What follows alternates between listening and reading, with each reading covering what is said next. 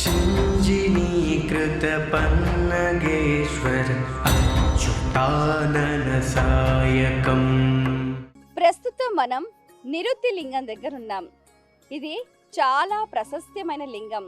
ఇక్కడ నిరుతి దిగ్భాగన అంటూ కూడా జీవితంలో ఎవరికైనా వాస్తు సంబంధిత దోషాలుంటే ఈ లింగాన్ని తప్పకుండా దర్శించాలి అని చెప్తూ ఉంటారు.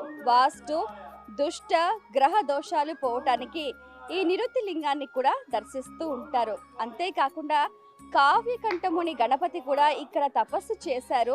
అందుకే ఈ ప్రాంతానికి ఎనలేని ప్రశస్తి లభించింది.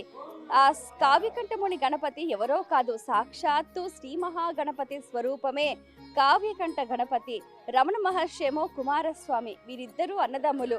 వీరు ఇక్కడ ఈ అరుణాచల ప్రదేశంలో కూడా తపస్సు చేయటం, సిద్ధి పొందటం ఎంతో ప్రాముఖ్యతను సంతరించుకుంది.